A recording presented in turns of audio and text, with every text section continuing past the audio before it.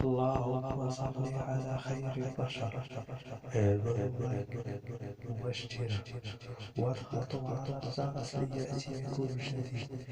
اذهبوا في قناتنا الرياض واكتبوا لنا في الكومنتار مباراة في كأس إفريقيا بين المنتخب الجزائري والمنتخب الموريتاني في الجولة الأخيرة. إذا أراد الذي يستمر منتخب الموريتاني الذي سيصارع وسيلتقي المنتخب الجزائري. منتخب الموريتاني الذي وكان منتخبا كاملا متكاملا وكانت لديه نقاط قوة، ولكن هكذا كان المنتخب الموريتاني كان قويا وكانت لديه إمكانيات أن يتأهل، لكن بسوء الحظ خسر المباريتين ولم يستطع.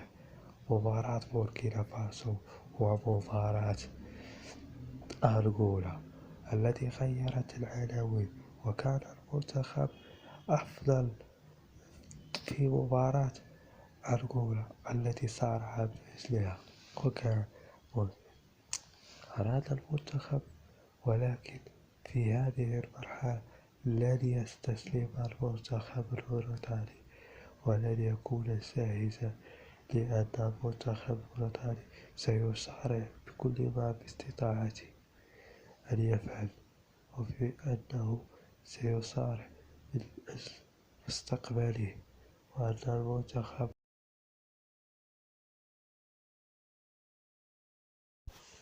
المنتخب الموريتاني سيصارع من أجل أن يفعل، لأنه قد يخرج ولكن يريد أن يخرج وهو مرفوع الرأس. أما المنتخب الجزائري فلديه كل الإمكانيات أن يتأهل، ومن أجل أن يتأهل إلى دور 16 يجب أن يفكر وأن يلعب، لأن تفكيره هو الانتصار ولا غير الانتصار، لأن كلما سجل أكثر كلما كان قويا، لأنه سيلاقي منتخب ليس بالمستوى الضعيف، ورأينا ذلك أمام بوركينا فاسو ورأينا ذلك أمام أنغولا. الجزائر التي عرفت حقيقتها أنها كيف ستخرج من المباريات التي تعادلتهم التعادل الذي فعل، لكن المنتخب الجزائري سيصارع من أجل كل شيء، لأنها مباراة التي تقول أنت اغمض عينك وانظر إلى الراية فقط، وانظر إلى البلد ومشجعين. كل الجزائر ستكون مع منتخبها قلبا وقالبا، وسيكون معهم حتى العرب من أجل أن تكون إفريقيا هي كما مر المنتخب المصري البارح، فيجب أن يمر المنتخب الجزائري بقوة وجدان بغداد الذي نرى وهو هداف، حتى هو الهداف ب3 أهداف، وقد يستطيع أن يتميز بتهديفاته لأنه مستواه جيد. نتمنى المنتخب الجزائري الفوز.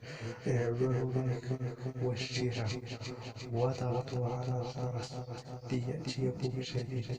ادعمونا في قناتنا الرياضية واكتبوا لنا في الكومنتار. دمتم في رعاية الله وإلى